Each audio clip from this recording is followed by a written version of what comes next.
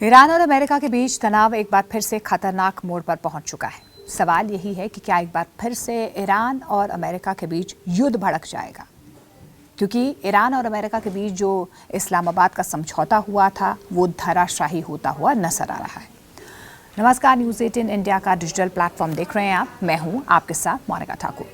Straight of Hormuz में 3 commercial जहाज़ों पर हुए हमले के बाद अमेरिका ने ईरान पर बड़े सैन्य हमले किए हैं। इतना ही नहीं, ईरान को तेल बेचने की जो सीमित छूट मिली थी उसे भी अमेरिका ने अब वापस ले लिया है।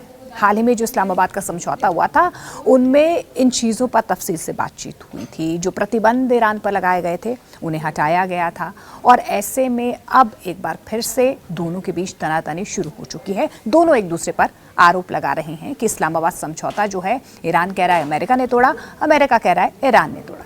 अब सवाल यह है कि आखिर इस कार्रवाई की वजह क्या है, इसका दुनिया पर क्या असर होगा और क्या मध्य पूर्व एक और बड़े युद्ध की ओर बढ़ता हुआ नजर आ रहा है।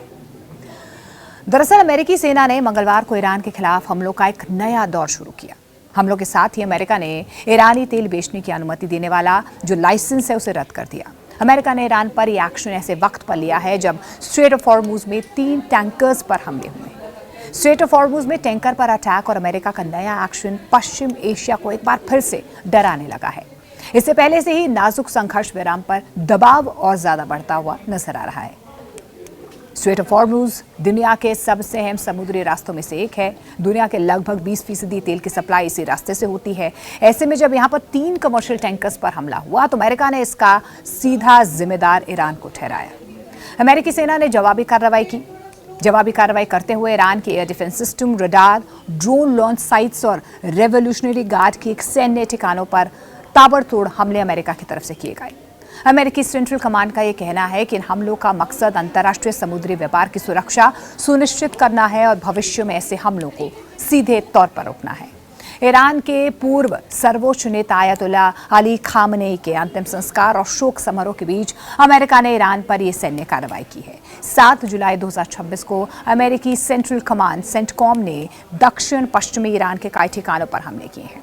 अमेरिका ने जिन जगहों पर अटैक किए उनमें केशम द्वीप, सिरिक और बंदर आवास के आसपास के इलाके शामिल बताए जा रहे हैं। लेकिन मामला सिर्फ सैन्य कार्रवाई तक सीमित नहीं रहा। अमेरिका ने ईरान को तेल निर्यात की जो अस्थायी छूट दी थी उसे भी खत्म कर दिया गया है। मतलब साफ है कि ईरान के लिए अंतर्राष्ट्रीय बाजार में तेल बेचना और ज्यादा मुश्किल हो जाएगा।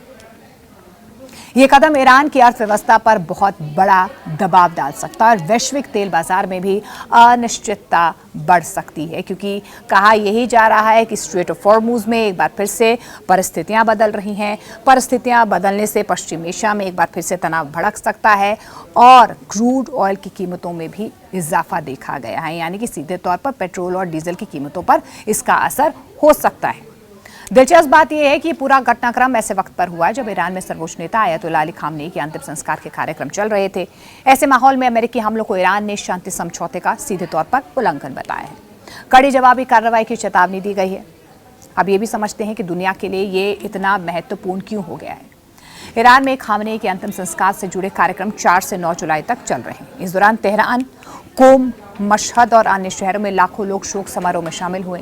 9 जुलाई को मशहद स्थित इमाम रजा दरगाह में उनके सुपुर्दे खाक करने की तैयारी है। अमेरिका ने ये कार्रवाई स्ट्रेट ऑफ हॉर्मुज में वाणिज्यिक जहाज़ों पर हुए हमलों के जवाब में की है। ये अमेरिका की तरफ से दावा किया जा रहा है। वहीं ईरान ने पहले ही शोक समारोह के दौरान किसी भी सैन्य कार्रवाई के खिलाफ चेतावनी दी थी। ऐसे वक्त पर हुए अमेरिकी हमलों से दोनों देशों के बीच तनाव और ज्यादा बढ़ता हुआ नजर आ रहा है।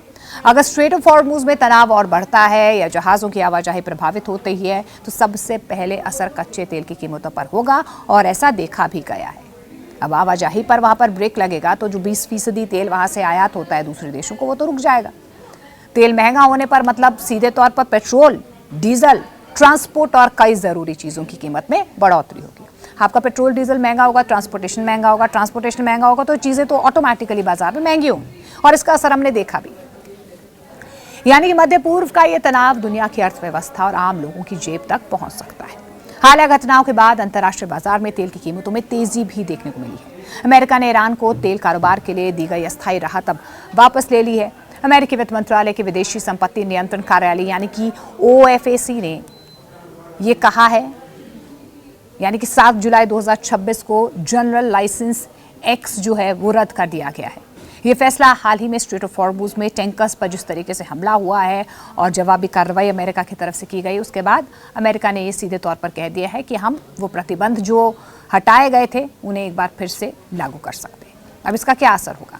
इस लाइसेंस के तहत 21 जून 2026 से 21 अगस्त 2026 तक ईरानी कच्चे तेल, पेट्रोकेमिकल्स और अन्य पेट्रोलियम उत्पादों के उत्पादन, बिक्री और डिलीवरी की सीमित अनुमति दी गई थी और इसके साथ साथ अमेरिकी डॉलर में भुगतान जैसी संबंधित वित्तीय लेन देन की भी इजाजत थी।